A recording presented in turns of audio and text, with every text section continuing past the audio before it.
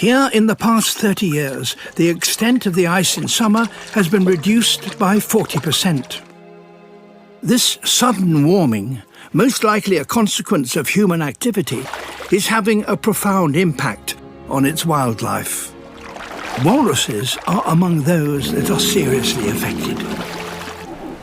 The sea ice is retreating from much of the walrus's traditional range, so they now have to haul out on dry land.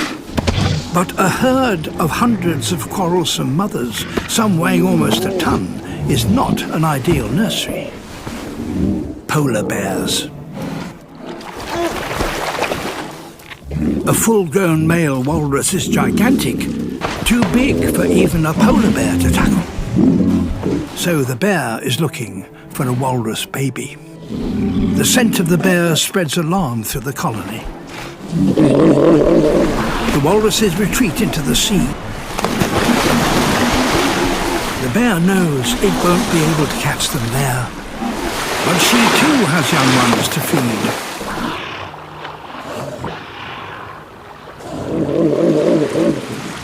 And Mother Walrus still needs to find a place where her young can rest. A melting iceberg might do. But she is not the first to find this one. Suitable places are already taken.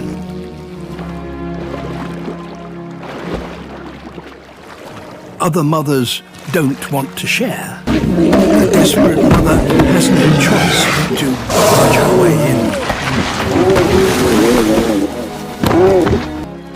in. So this time, everyone loses. Finding the right place on these melting shores gets harder and harder. Solving these problems together helps create a bond so strong that the mother will stay in contact with her young for the rest of her life. But who knows now what their future will be?